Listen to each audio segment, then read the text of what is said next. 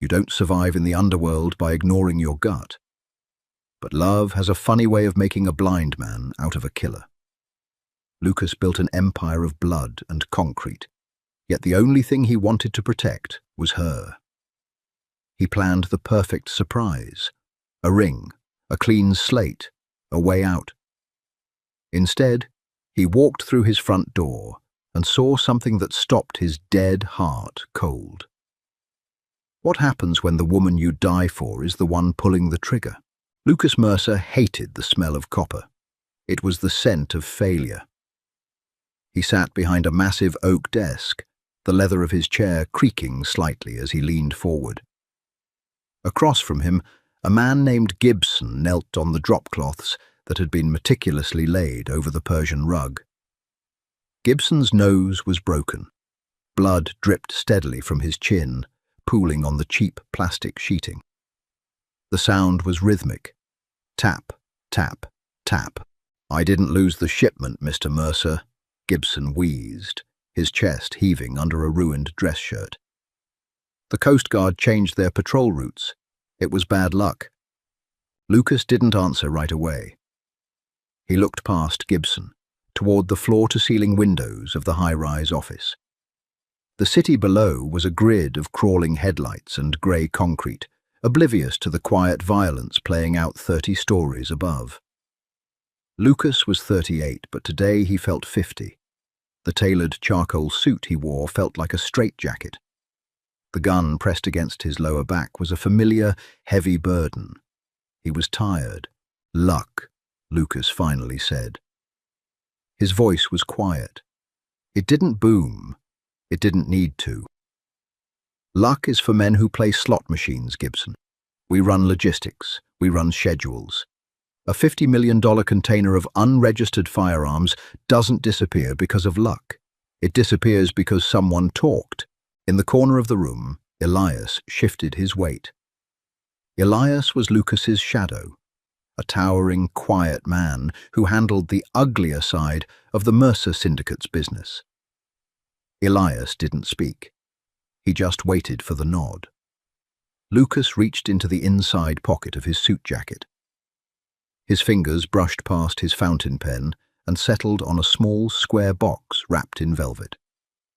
The contrast was jarring. In a room smelling of fear and fresh blood, he was carrying a 2-carat emerald-cut diamond.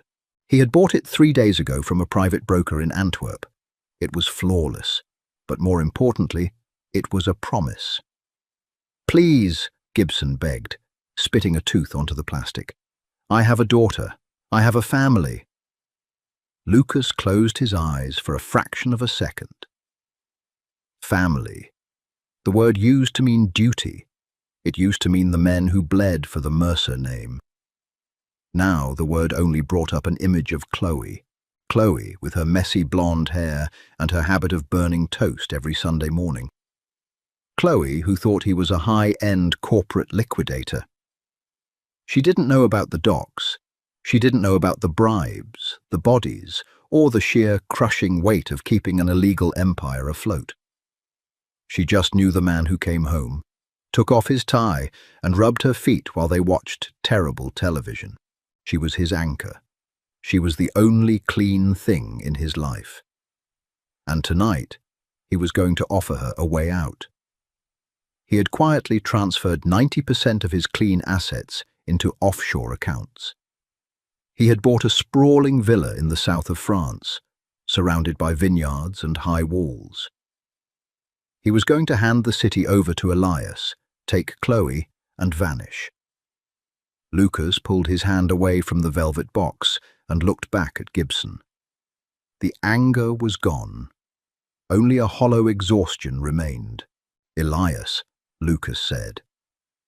Gibson let out a pathetic whimper, squeezing his eyes shut. "Put him in a car," Lucas ordered, standing up and buttoning his jacket. "Take him to the harbour. Put him on a freighter to Manila. He doesn't come back. If I see his face in this city again, I won't just kill him, I'll make it hurt."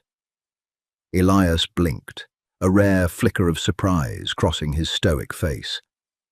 "Boss, you heard me," Lucas said, walking past the kneeling man. He didn't look down. "Clean up the plastic, I'm leaving early." He walked out of the office and into the private elevator. As the doors slid shut, the heavy silence of the metal box wrapped around him. He leaned his head against the cool steel wall and exhaled a breath he felt like he'd been holding for 10 years. He survived in this life by being ruthless, by never showing mercy. Letting Gibson live was a mistake. It was a sign of weakness. The other families would hear about it. The sharks would smell blood in the water. Lucas smiled. He didn't care. By tomorrow morning, he wouldn't be a boss anymore. He would just be a man. He pulled the velvet box from his pocket and popped it open.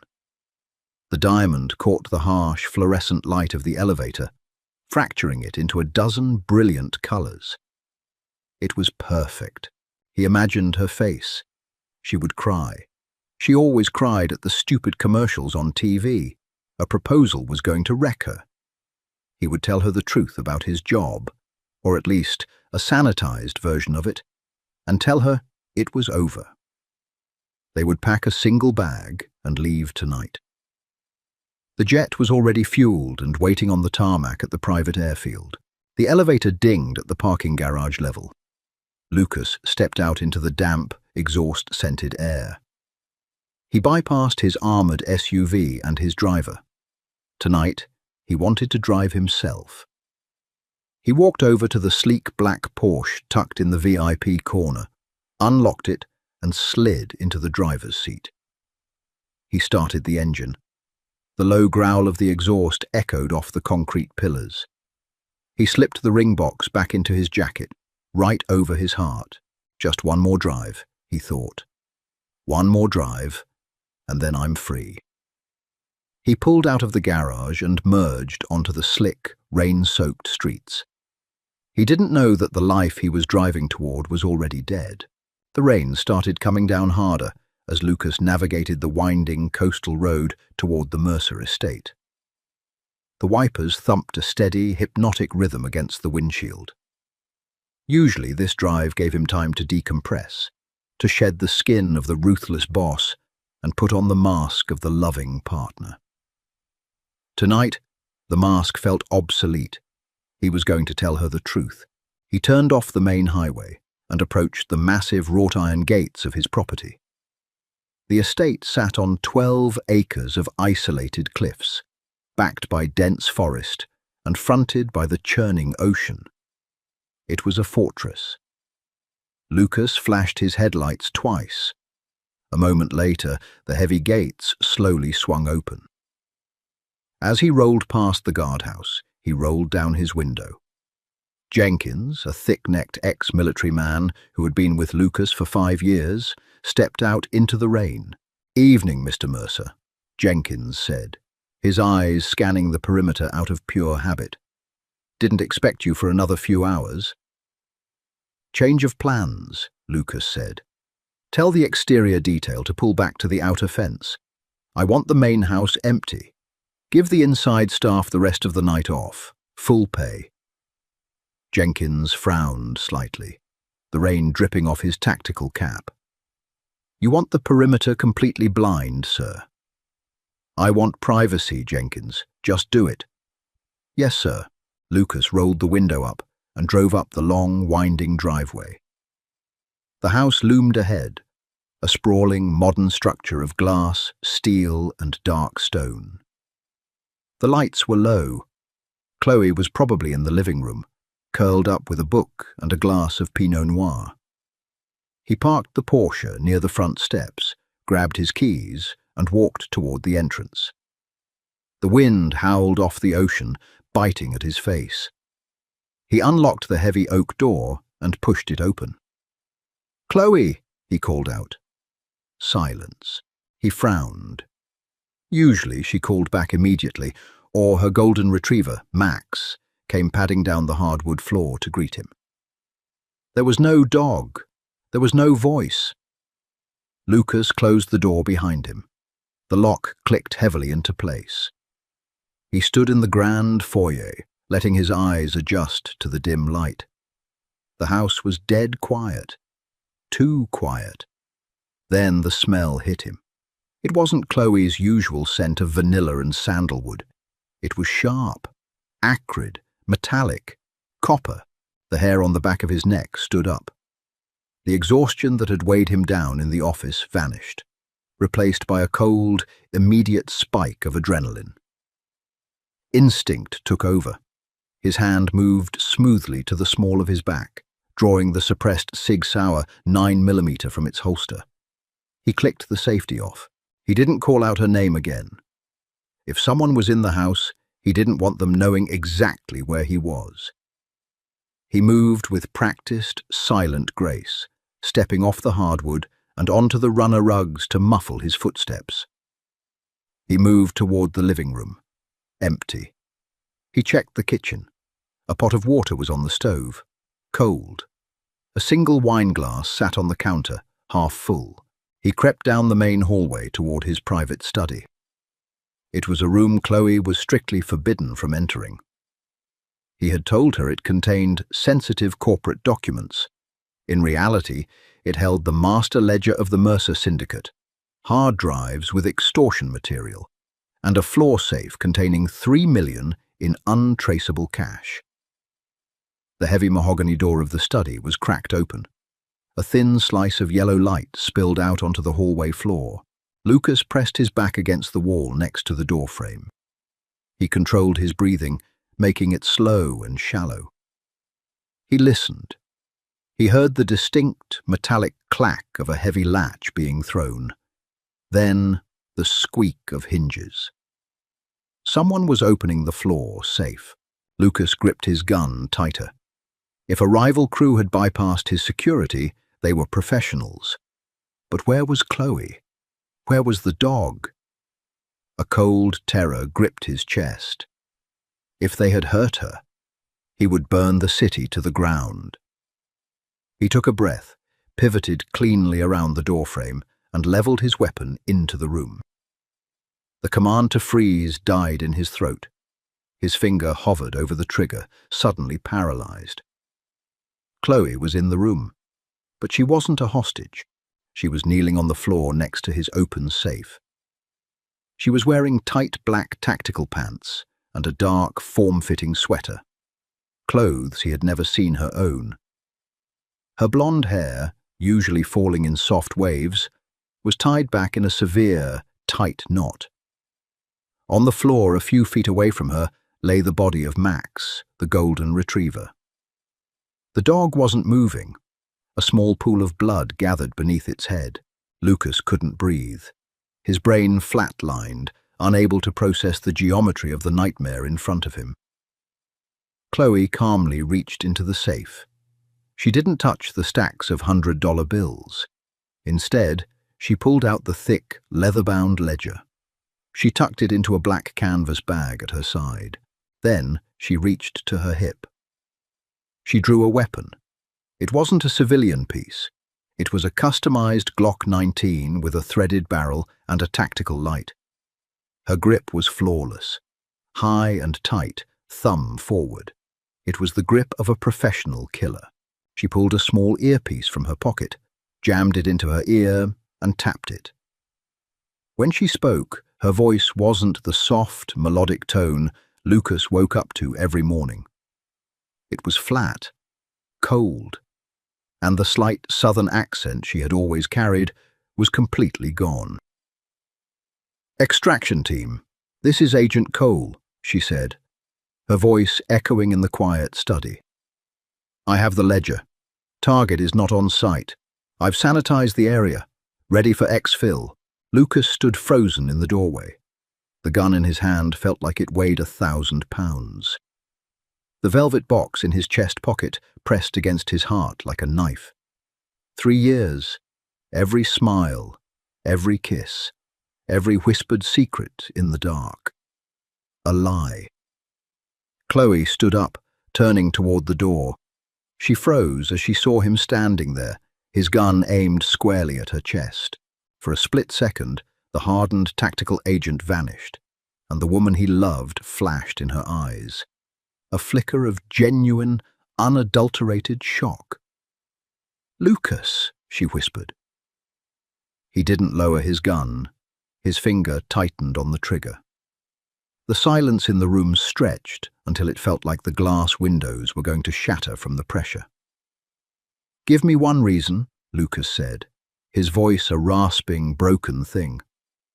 "One reason I don't paint this room with you." The silence was a physical weight. It pressed against Lucas's eardrums, louder than the rain battering the reinforced glass of the study windows. He kept the Sig Sauer perfectly level, aiming at center mass. His training, drilled into him by a father who treated affection like a currency, demanded he pull the trigger. Threat identified, threat eliminated. It was simple math. But his finger wouldn't move. Chloe, or whatever her name actually was, stared down the barrel of his gun. Her chest rose and fell in a measured, even rhythm. She wasn't hyperventilating. She wasn't begging. The woman who used to hide her face in his shoulder during thunderstorms was currently calculating bullet trajectories and reaction times. "Drop the weapon," Lucas said. His voice sounded like it was coming from a damaged speaker. It didn't belong to him. She didn't move. Her blue eyes, usually warm and crinkled with laughter, were locked onto his with predatory focus. "I said, drop it." He stepped further into the room. The hardwood creaked beneath his soaked leather shoes. "Use exactly 2 fingers. Place it on the floor. Kick it away. If you grip the handle, I will shoot you in the throat." A microscopic shift happened in her posture. A professional conceding a tactical disadvantage. Slowly, she extended her index finger and thumb, pinching the slide of the Glock. She lowered it to the rug, releasing it with a soft thud. With the toe of her boot, she nudged it 3 feet to her right. "Kick the bag, too," Lucas ordered. She nudged the black canvas bag containing the ledger. It slid across the floor, stopping inches from Lucas's feet. He didn't look down at it. He couldn't take his eyes off her. He felt a sickening wave of vertigo wash over him. The room felt entirely wrong. The mahogany shelves, the leather armchairs, the dim glow of the desk lamp. It was his sanctuary, but he was the intruder. His gaze flicked for a fraction of a second to the corner of the room.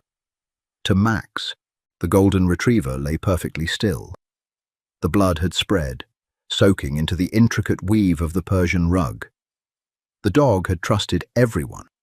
He had slept at the foot of their bed every night for 2 years. "He barked," she said. Her voice was steady, devoid of the southern lilt she had faked for 36 months. The tactical teams were staging at the perimeter. The handlers were moving in. He wouldn't stop barking. He was compromising the timeline. Lucas swallowed a mouthful of ash. "So you shot him?" "It was a tactical necessity, Lucas." Tactical necessity. The words hit him harder than a physical blow. He felt the velvet box in his jacket pocket, a heavy, ridiculous lump of crushed velvet and wasted dreams. He had rushed home to give her the world. She had stayed home to dismantle it. "Who are you?" he asked, the gun trembling for the first time in his entire life. "Special Agent Sarah Cole, Federal Bureau of Investigation, Organized Crime Division," she replied. She stood perfectly straight, hands resting neutrally at her sides. "It's over, Lucas. Jenkins is already in federal custody at the gate. The outer perimeter is secured by HRT. You have 30, maybe 40 seconds before they breach the front door." 3 years, Lucas whispered. He didn't care about the FBI. He didn't care about the hostage rescue team. He only cared about the phantom standing in front of him. Every dinner, every vacation, every time you said you loved me, an operation. Sarah's jaw tightened. For a brief second, a crack appeared in her federal facade. Her eyes dropped to the floor, then snapped back up. "I was doing my job. You are a criminal, Lucas. You run guns. You extort unions. You ordered a hit on the docks 3 weeks ago that left 2 men dead. You aren't a victim here. I was going to quit today, he said. The words slipped out before he could stop them. They sounded pathetic. They sounded like a child making excuses. Sarah blinked. What? I transferred the money. I bought a house in Provence. I cleared my schedule. He tapped his chest with his left hand, right over the pocket holding the ring. I was coming home to take you away from all of this. I was done. She stared at him. The cold, calculating federal agent faltered. Her breathing hitched, losing its steady rhythm. No, that wasn't in the profile. You don't quit. Men like you never quit. I did, Lucas said, his voice dropping to a hollow rasp. For you. The earpiece in Sarah's ear buzzed loud enough for Lucas to hear the static. A tinny, aggressive voice barked through the tiny speaker. Agent Cole, sitrep. Perimeter is green, breaching in 10, acknowledge. Lucas's survival instincts, buried under a mountain of grief, violently clawed their way back to the surface. The paralysis broke. He wasn't going to die here, and he wasn't going to rot in a federal supermax. And he certainly wasn't going to let the woman who hollowed out his chest watch him fall. Change of plans, Agent Cole, Lucas said, his eyes going dead. He lunged forward. Sarah reacted fast, but Lucas was driven by a feral, chaotic energy she hadn't anticipated. As he closed the distance, she threw a sharp jab aimed at his throat. He caught her wrist, twisting it violently. She gasped in pain, her knee coming up to strike his ribs, but he shifted his weight, driving his shoulder into her chest and slamming her hard against the mahogany bookshelves. Books cascaded around them, hitting the floor with heavy thuds. Lucas pressed the barrel of his cig directly under her chin, pinning her against the wood. Don't move, he snarled, his face inches from hers. He reached up with his free hand, ripped the earpiece from her ear, and crushed it under his heel. Then he grabbed her wrists, overpowering her struggling frame, and shoved her forward. Boom! The front doors of the estate blew inward with a concussive blast that rattled the foundation. The sound of shattered glass and splintered wood echoed through the cavernous hallway, followed immediately by the rapid, heavy thud of tactical boots. FBI! Armed FBI! Clear the foyer! Moving left! The shouts were muffled by the walls, but they were moving fast. HRT didn't clear houses slowly. They flooded them with violence and speed. Lucas grabbed the canvas bag holding the ledger, slinging it over his shoulder. He grabbed the back of Sarah's sweater, twisting the fabric into a tight fist, and hauled her towards the back corner of the study. Lucas, you can't fight them, Sarah shouted, stumbling as he dragged her. If you surrender now, I can negotiate. Shut up, he hissed. He pushed her against the wall paneling near the heavy velvet curtains. He reached behind a thick volume of an encyclopedia set and pressed a biometric thumbprint scanner hidden in the shadow of the shelf. A mechanical click echoed behind the wall, followed by the heavy grind of gears. The bookcase swung inward, revealing a pitch-black, narrow concrete tunnel. Move, Lucas ordered, shoving her into the darkness.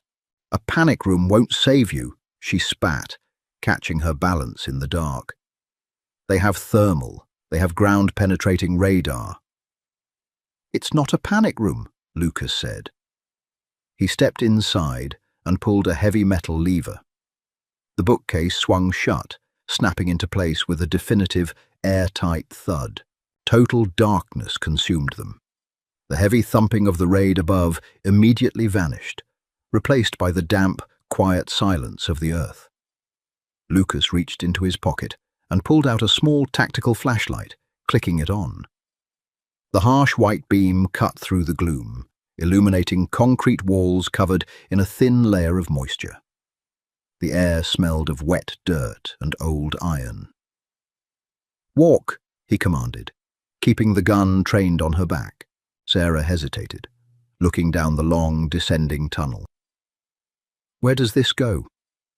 "To the ocean," Lucas said flatly. "Walk." She started moving. The tunnel was narrow, forcing them to stay close. The beam of the flashlight bounced off her blonde hair. Every time Lucas looked at it, he felt a fresh stab of betrayal. He had run his fingers through that hair. He had kissed the back of that neck. Now, he was using her as a human shield. "You're making a mistake," Sarah said, her voice echoing off the concrete. She kept her hands visible, walking at a steady pace. "You're adding federal kidnapping to your charges.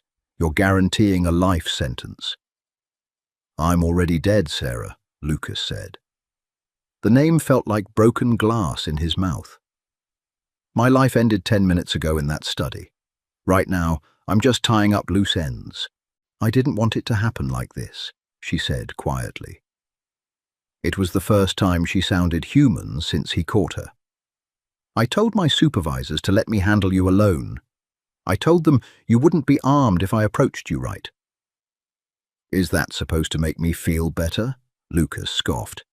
"That you thought I was pathetic enough to go quietly? That I thought you loved me enough to listen?" she snapped, stopping and turning around to face him. The flashlight illuminated her face. Her eyes were red, shining with unshed tears. "I thought if I just explained it, you would understand. You would see that I had to do it." Lucas stopped. The gun didn't waver. He stared at her, utterly baffled by the twisted logic of her statement. "You slept in my bed," he said, his voice dropping to a dangerous whisper. "You drank my wine. You let me plan a future with you. And you think I would understand you wearing a wire to dinner?" "I was doing my job." "So was I," Lucas yelled, the sound deafening in the confined space. "And my job was protecting you, keeping the violence away from you. Everything I did out there, every horrible thing I did to keep this house safe. And you were the one who brought the wolves to the door." He stepped closer to her, the barrel of the gun pressing against her chest. He could feel her heart hammering against his wrist. "Turn around," he said, his voice entirely devoid of emotion. "Keep walking." Sarah swallowed hard, the tears spilling over her eyelashes and cutting tracks through the dust on her cheeks. She turned in silence and continued down the tunnel. They walked for another 10 minutes, the ground sloping sharply downward. The air grew colder, thick with the smell of salt water and seaweed. Finally, the tunnel opened up into a massive, natural limestone sea cave. The crashing of waves echoed violently against the jagged rock walls. At the edge of the water, a sleek, black, rigid-hulled inflatable boat bobbed on the churning tide, tied to an iron cleat. Lucas marched her towards the boat. He threw the bag with the ledger into the hull. "Get in," he ordered. Sarah looked at the dark, violent ocean, then back at Lucas. "What are you going to do to me?" Lucas looked at her. He saw the tactical pants. He saw the cold fear in her eyes. But he also saw the ghost of the woman who burned toast on Sundays. He reached into his jacket pocket. He pulled out the velvet box. He didn't open it. He just looked at it for a long moment, the weight of the 2-carat diamond feeling like an anchor pulling him to the bottom of the sea. With a swift, smooth motion, he tossed the box into the churning black water. It disappeared instantly. "Get in the boat," Lucas said. Sarah stepped into the boat. The fiberglass hull shifted under her weight, knocking against the barnacle-covered rock. She sat in the bow, her hands resting cautiously on her knees. Lucas tossed the mooring line into the water and climbed in behind the center console. He primed the outboard motors. The twin engines roared to life, a deafening mechanical scream that bounced off the cavern walls. The smell of diesel exhaust instantly overpowered the scent of salt and ancient stone. He didn't look at her. He slammed the throttle forward. The Zodiac surged out of the sea cave and hit the open water with the force of a car crash. The storm had escalated. 10-foot swells rolled in from the black horizon, cresting with white foam that looked like jagged teeth in the moonlight. The freezing rain came down in sheets, stinging their faces like gravel. Lucas gripped the steering wheel, his knuckles white. He navigated the monstrous waves on pure instinct, angling the bow to cut through the surf rather than letting it broadside them. Every time the boat slammed down into a trough, a brutal shudder ripped through Lucas's spine. He welcomed the pain. It was sharp, real, and entirely physical. It kept his mind away from the bottom of the sea cave, where a flawless 2-carat diamond was currently sinking into the mud. He glanced at the bow. Sarah was gripping the safety rails, her knuckles just as white as his. Her tactical sweater was soaked through, plastered to her skin. She was shivering violently. The hardened FBI agent was losing the battle against the Atlantic Ocean. Good, Lucas thought. Let her freeze. They ran dark, with no running lights and no GPS. Lucas knew this coastline better than the Coast Guard. He had spent his 20s running untaxed whiskey and stolen electronics through these exact waters. He knew every submerged reef, every blind cove, every shifting sandbar. For 45 minutes, they battled the ocean. Neither of them spoke. The engines and the wind made conversation impossible. But even if there had been absolute silence, Lucas wouldn't have said a word. He had nothing left to say to the stranger sitting 3 feet in front of him. Finally, Lucas eased the throttle back. He steered the Zodiac past a jagged outcropping of granite and into a narrow, sheltered inlet. The water here was suddenly calm, protected from the wind by high, pine-covered cliffs. He cut the engines. The sudden quiet was heavy, interrupted only by the hiss of rain on the water and Sarah's ragged breathing. The boat bumped softly against a rotting wooden dock. "Out," Lucas said. He grabbed the canvas bag and slung it over his shoulder. Sarah stood up, her legs trembling from the cold and the adrenaline dump. She climbed awkwardly onto the wet wood of the dock. Lucas followed, tying the boat off with a quick, practiced cleat hitch. He drew his Sig Sauer again, pointing it at the mud by her boots. "Up the path," he ordered. She turned and started walking. The trail was steep, winding up the cliff face through dense, wet pine trees. The mud was slick.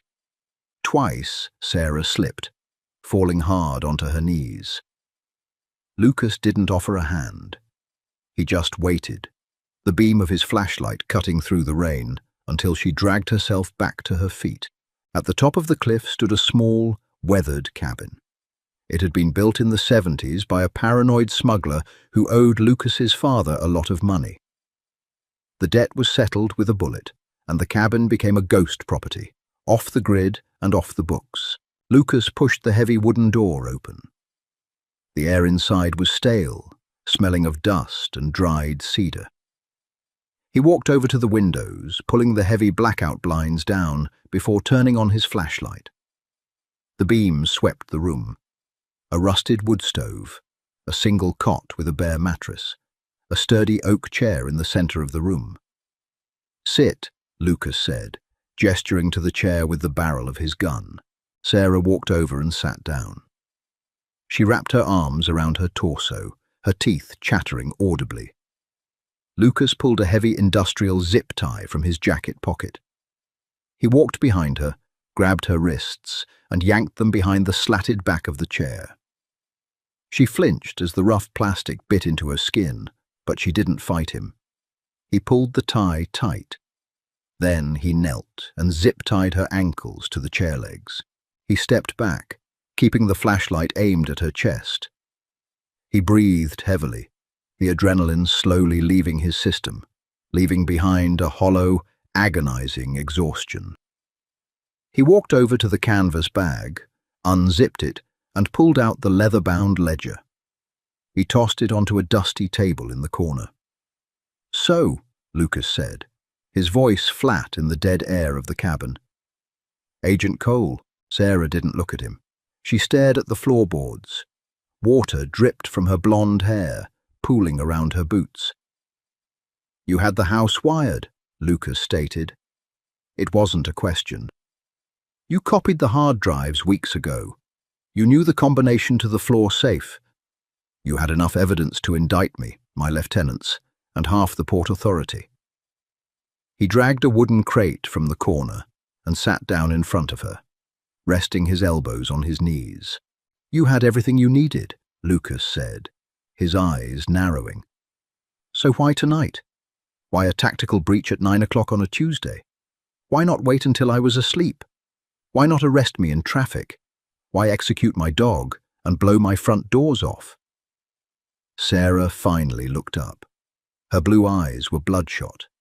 The cold federal mask was gone, replaced by a desperate, cornered exhaustion. "Because of the hit," she whispered. Lucas frowned. "What hit?" "Don't play dumb, Lucas," she spat, a sudden flash of anger warming her up. "I know you found out. I know you gave the order." "Gave the order for what?" he demanded, his voice rising. Sarah strained against the zip ties glaring at him. "To have me killed." The wind howled around the corners of the cabin, rattling the window panes in their rotted frames. Lucas stared at her. The words hung in the dusty air, absurd and heavy. "I ordered a hit on you," Lucas repeated, his tone totally devoid of inflection. "My handler intercepted a burner call this afternoon," Sarah said, her voice shaking with cold and lingering adrenaline. "From Elias to a freelance crew in South Boston. The contract was for a blonde civilian female at the Mercer estate. Disposed of cleanly, no trace left behind. The timeline was tonight, before midnight." Lucas sat perfectly still. "You figured it out," she continued, a bitter, cynical edge creeping into her voice. "I don't know how. Maybe I got sloppy. Maybe you noticed I was asking too many questions about the shipping manifests. But you found out I was a Fed, and you decided to have your right-hand man clean up your mess while you established an alibi at the office." Lucas felt the floor drop out from under him. He thought about Elias. He thought about the man standing quietly in the corner of his office just a few hours ago, watching Gibson bleed on the plastic sheets. Elias was a butcher. He was fiercely loyal, totally devoid of empathy, and he ran the street-level operations with an iron fist. But Elias never made a move without Lucas's explicit permission. Never. "Elias made the call," Lucas said quietly. "We have the audio, Lucas. It's a match. We moved the raid up by 48 hours because you were going to have me murdered in my sleep tonight." Sarah's voice cracked. She looked away, staring at the rusted wood stove. "I couldn't let them arrest you in the house. I broke protocol. I told the entry team I was securing the ledger first. I shot your dog because he was going to trigger the perimeter alarms and force a gunfight before I could get you out." Lucas closed his eyes. The headache he had been fighting all night finally bloomed, a sharp, throbbing spike directly behind his temples. He didn't order a hit. He had spent the afternoon buying an engagement ring. He had spent the evening transferring his life savings to a French bank. He had rushed home to pull her out of the life, not put her in the ground. Which meant Elias knew. Elias knew Chloe was an agent, and Elias decided to handle the problem himself, bypassing Lucas entirely. "If I wanted you dead," Lucas said, his voice a low, gravelly hum, "I wouldn't hire a crew from South Boston. I wouldn't leave it to freelancers. And I wouldn't have Elias make the call on a burner phone that could be intercepted." Sarah scoffed, shaking her head. "Save the mob boss ego, Lucas. The call was real." "I know it was real," Lucas snapped, standing up. The wooden crate scraped loudly against the floorboards. Elias made the call, but he didn't make it for me. Sarah stopped fighting the zip ties. She looked at him, her brow furrowing. The hardened agent was processing the data, analyzing his tone, his posture, his micro-expressions. She spent 3 years studying him. She knew when he was lying. "What are you talking about?" she asked cautiously. "I told Elias I was leaving," Lucas said. He paced the small room, the pieces of the puzzle snapping together with violent clarity. "A week ago, I told him I was out. I was turning the territory over to him." "We didn't intercept any chatter about a handover," Sarah said. "Because there was no chatter. It was face to face, just me and him." Lucas stopped pacing and looked at her. He didn't want the territory, not like that. He said a peaceful transition makes the family look weak. The Russians would smell blood. The port unions would strike. He told me the only way out of this life was in a box. Sarah's eyes widened slightly as the implication hit her. "You think Elias set you up? Think about it, Sarah. You're an FBI agent. Do the math." Lucas leaned against the dusty table, crossing his arms. "Elias finds out my girlfriend is a Fed. He doesn't tell me. Instead, he hires a sloppy crew to kill you, knowing damn well your handlers are listening to the wiretaps. Why?" Sarah stared at the wall, her mind racing. "To force our hand, to trigger a raid." "Exactly," Lucas said, his voice dropping to a grim whisper. "He knew you'd move in early to protect your own. He knew the FBI would raid the estate. He expected me to be there." "He wanted you to go down fighting," she murmured, the reality of the situation dawning on her. "A shootout with federal agents. You die a martyr. The Mercer name stays strong, and Elias takes over the empire as the grieving, vengeance-fueled successor." Lucas nodded slowly. "He didn't know I came home early. He didn't know I caught you opening the safe." Silence descended on the cabin, heavy and suffocating. The rain continued to hammer against the roof. The line between captor and prisoner blurred, evaporating in the cold realization that they were both just pawns on someone else's board. "He played us both," Sarah said quietly. The anger in her voice was gone, replaced by a hollow, sinking dread. "Yeah," Lucas said. He looked at the woman zip-tied to the chair. She wasn't his fiancée anymore. She wasn't Chloe, but she wasn't just the enemy either. She was the only person left alive who understood exactly what was happening. Lucas reached into his pocket and pulled out a heavy steel folding knife. He flicked his wrist, and the blade locked into place with a sharp, metallic click. Sarah flinched, pulling her legs back as far as the restraints would allow. Lucas walked over to her. He knelt down, slipped the blade under the thick plastic securing her ankles, and cut the zip ties. He stood up, moved behind the chair, and cut the ties around her wrists. Sarah rubbed her raw wrists, looking up at him in utter disbelief. "Why are you letting me go?"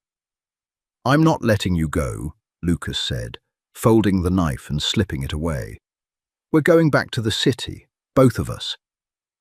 "Lucas, you can't go back. The FBI is tearing your life apart right now. Your accounts are frozen. Your men are being rounded up." "I don't care about the money. I don't care about the men." Lucas walked over to the table and picked up his gun, checking the chamber. His eyes were dead, devoid of anything resembling the man who had bought a ring that afternoon. "Elias used my house. He used my name. He tried to use you." Lucas looked at her, the gun hanging casually at his side. "I'm going to kill him, and you're going to help me." Sarah stared at him. The sheer audacity of the demand hung in the cold air between them. Her raw wrists still throbbed, a physical reminder of the violent gap between the man she thought she knew and the man standing in front of her. "I'm a federal agent, Lucas," she said, her voice dropping to a hard, authoritative octave. "I don't do revenge tours. I don't help cartel bosses assassinate their rivals. My job is to arrest him. And you." Lucas didn't blink. He walked past her, heading towards the back wall of the cabin. He crouched down, running his fingers along the dusty floorboards until he found a subtle groove. He pried up a section of the wood, revealing a sunken, lead-lined compartment. "You don't have a job right now, Sarah," Lucas said as he reached into the hole. "You went off book. You shot a dog to prevent an alarm, bypassed the entry team, and tried to smuggle the primary target out the back door. How exactly do you think that looks to your supervisors?" Sarah swallowed hard. She knew exactly how it looked. It looked like she had been compromised. It looked like the undercover agent had fallen in love with her Mark and tried to help him escape. "I have the ledger," she argued weakly, gesturing to the canvas bag on the table. "That buys my way back in." "The ledger is useless if you're dead," Lucas replied. He pulled a heavy canvas duffel bag from the floor cache and dropped it onto the floorboards with a dull thud. Unzipping it, he revealed neatly stacked bundles of clothing, boxes of ammunition, and a matte black shotgun. "Elias manipulated the FBI. He used your agency as a hit squad. If you walk back into the local field office right now, you don't think he has ears in the department. The moment you process my paperwork, a dirty cop puts a bullet in your head in the holding cells. He's tying up loose ends. You are the biggest one." He tossed a pair of dark cargo pants and a thick black wool sweater onto the cot. "Put those on, unless you plan on taking down a syndicate boss in wet tactical gear." Sarah looked at the dry clothes. The cold was sinking deep into her bones, making her joints ache. She hated that he was right. Elias had entirely outplayed her. The syndicate lieutenant had weaponized her own investigation against her. She turned her back to him, peeling off her soaked, freezing sweater. Her skin was covered in goosebumps. She pulled the dry wool over her head. It smelled like mothballs and old cedar, but it was warm. "Where is he?" she asked, stepping into the dry pants. She didn't bother trying to maintain modesty. They were past that. They were past everything. "The shipyard," Lucas said, loading slugs into the shotgun with rhythmic mechanical clacks. "Pier 44. It's a defunct dry dock. Elias uses the upper management offices to run the street-level gambling rings.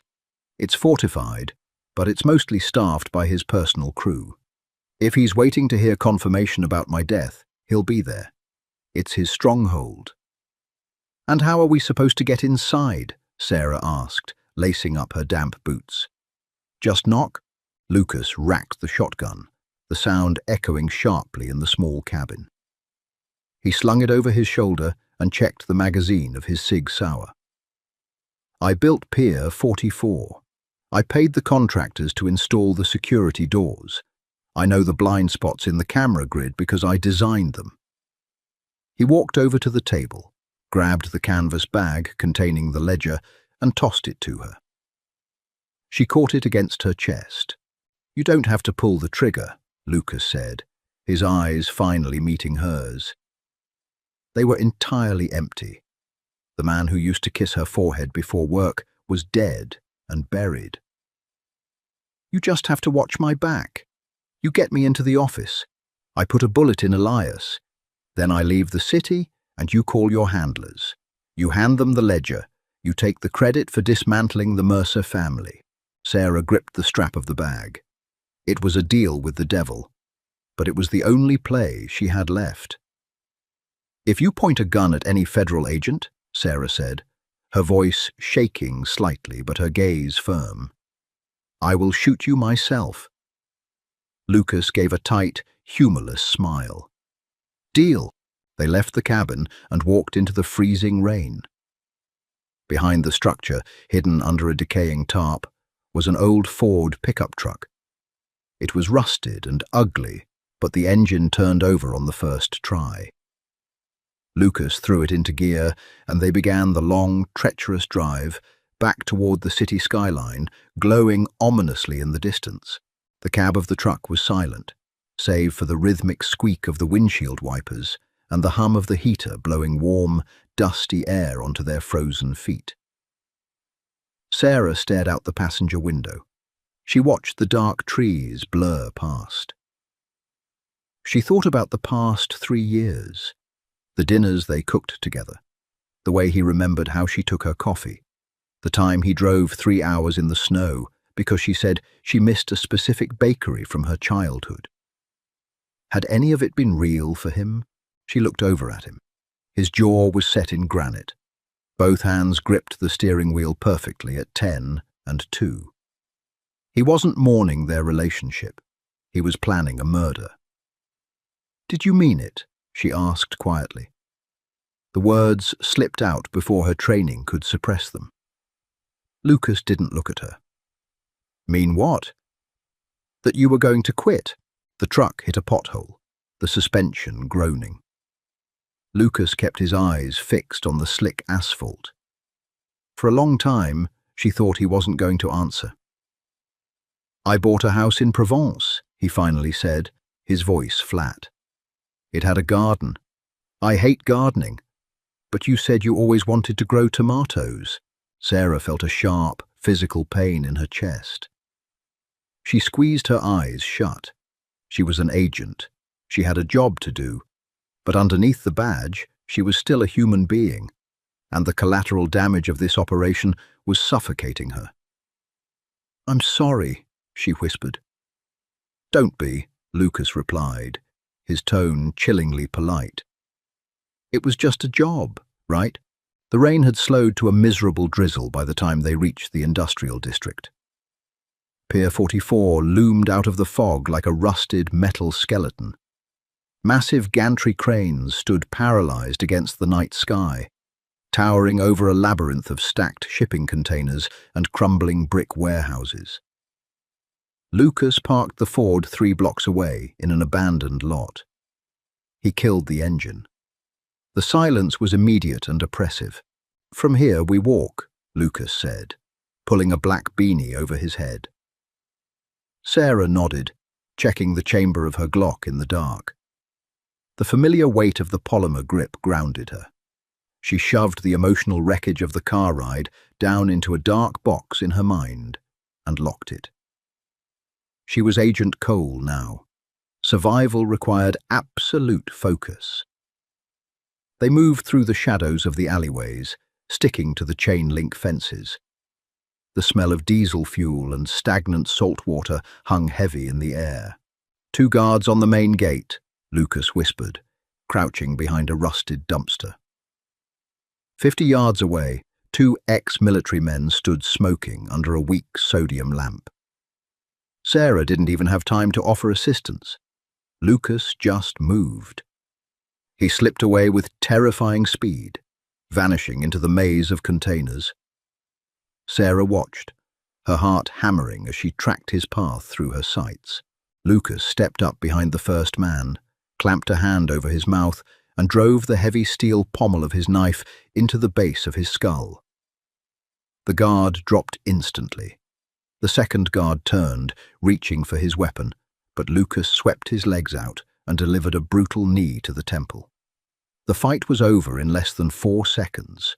No noise, no alarm. Sarah lowered her weapon, a cold sweat breaking out on the back of her neck. She had read Lucas's file, but reading about a shark is fundamentally different from watching it hunt. The man she lived with was a ghost. This predator was real. Lucas dragged the men out of sight and waved her forward. She ran across the open tarmac, boots splashing softly, and crouched beside him. "The office is on the 3rd floor," Lucas said, pointing to a massive corrugated metal building glowing with warm light. "We take the fire escape." They wove between monolithic stacks of steel containers. When they reached the fire escape, the rusted stairs shrieked softly.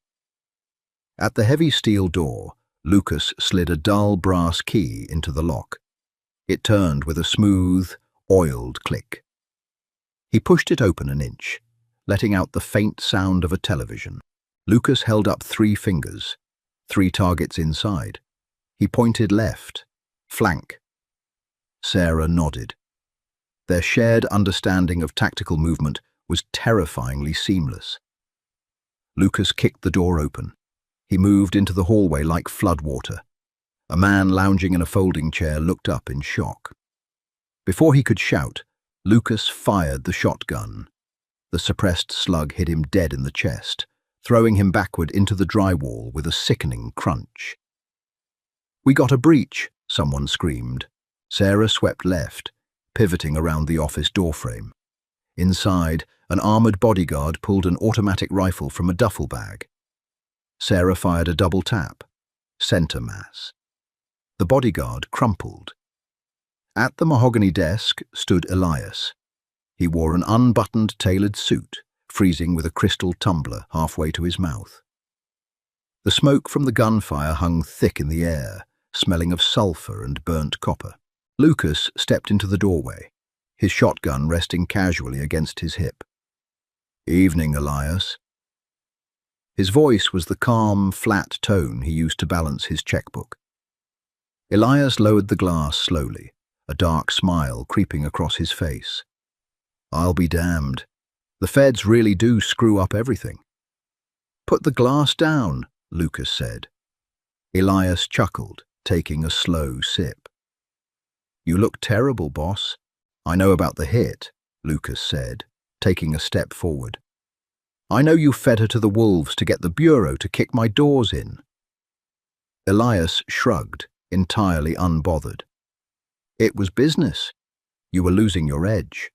Talking about retiring, handing over the keys to a kingdom we built in blood so you could play house with a badge." "You used my name," Lucas said. "Your name doesn't mean anything anymore," Elias roared, slamming his heavy fists on the desk. Sarah flinched, but Lucas didn't blink. "You let a rat sleep in your bed. You became a liability. I did what had to be done to save the family." "You just wanted the chair," Lucas said quietly. Elias stood straight, adjusting his cuffs. He looked at Lucas with profound disappointment. "You used to be a monster people feared in the dark. Now look at you, standing with the cop who ruined your life." Elias locked eyes with Lucas. "Go ahead and shoot me. You're a dead man walking anyway. Once word gets out that you let her live, every crew from here to Chicago will put a price on your head." Lucas looked at the man who had fought by his side for 10 years. He felt nothing, no anger, no betrayal, just the cold, mechanical necessity of removing an obstacle. Lucas raised the shotgun. Elias didn't flinch. He just kept smiling, that dark, knowing grin of a man who believed he held all the cards. His right hand casually drifted toward the open center drawer of the mahogany desk. "You don't have the stomach for this anymore, Lucas," Elias said softly. "That's why you're dead." Sarah saw the shift in Elias's shoulder muscle. "Gun!" she shouted, stepping forward. Elias's hand whipped up from the drawer, clutching a snub-nosed revolver. He never got the chance to pull the trigger. Lucas didn't hesitate. He squeezed the trigger of the shotgun. The blast in the enclosed office was deafening, a concussive shockwave that rattled the framed maps on the walls and blew the heavy glass ashtray off the desk. Elias was thrown backward violently, his heavy frame crashing through the leather executive chair and slamming into the reinforced glass window behind him. The revolver clattered harmlessly to the floor. The dark smile was gone, replaced by a look of stunned, wide-eyed vacancy. He slid down the glass, leaving a thick, wet smear of crimson in his wake, until he collapsed into a heap on the floorboards. The silence that followed was suffocating, broken only by the persistent ringing in Sarah's ears and the soft, rhythmic tapping of the rain against the blood-streaked window. Lucas stood perfectly still. He slowly pumped the shotgun, ejecting the spent shell. It hit the floor with a hollow clink. He didn't look at Elias. He didn't need to check for a pulse. The street-level enforcer who tried to steal an empire was gone. Sarah lowered her Glock, her hands shaking slightly. The adrenaline was crashing again, leaving her dizzy and nauseous. She looked at Lucas. He was staring out the window, past Elias's body, out into the sprawling mechanical wasteland of the shipping yard. "It's done," Lucas said. His voice was a low, empty rasp. He set the shotgun down on the edge of the mahogany desk. He reached to his lower back, unclipped the holster holding his Sig Sauer, and placed it next to the shotgun. He was disarming himself. "What are you doing?" Sarah asked, taking a cautious step toward him. "You have the ledger," Lucas said, turning to face her. His eyes were devoid of anger, devoid of hatred, and entirely devoid of love. They were the eyes of a stranger. "You have the location of the offshore accounts. You have the bodies of the syndicate's new leadership. You wrap this in a neat bow, and you hand it to your supervisors. You tell them Elias orchestrated the hit on the estate. You tell them he killed me, and you took him down." "I can't tell them you're dead, Lucas," she said, her voice tightening. "They'll want a body. They'll scour the city." "Let them scour," Lucas replied flatly. "I know how to disappear. I was doing it for a living before you ever walked into my favorite coffee shop." He stepped away from the desk, moving toward the office door. Sarah felt a sudden, desperate panic rising in her chest. It wasn't the panic of an FBI agent losing a high-value target. It was the panic of a woman watching a piece of her own life walk out the door forever. For 3 years, her reality had been built around this man. The lies had blurred with the truth so deeply that she no longer knew where Agent Cole ended and Chloe began. "Lucas, wait," she said. He stopped in the doorway, but he didn't turn around. "Where will you go?" she asked. The question was pathetic, and she knew it, but the silence in the room demanded it. "It doesn't matter," he said, his broad shoulders rising and falling with a slow breath. "The man who lived in that house on the cliffs is dead. You made sure of that. Elias just handled the paperwork." "I didn't want this," Sarah whispered, a single tear cutting a warm track down her freezing cheek. "I didn't want any of this to happen." Lucas finally turned his head, looking at her over his shoulder. In the dim, smoke-filled light of the office, he looked older. The sharp, ruthless edge that defined the Mafia Boss had been sanded down to nothing. "I know," Lucas said quietly. "But wanting something to be true doesn't make it real. I had to learn that the hard way tonight." He reached into his pocket and pulled out the heavy brass master key he had used to open the fire escape door. He tossed it onto the desk. It slid across the polished wood, stopping inches from the shotgun. "There's a black duffel bag in the bottom drawer of the file cabinet in my study at the estate," Lucas said, his voice entirely devoid of emotion. "It's clean cash, 200 grand.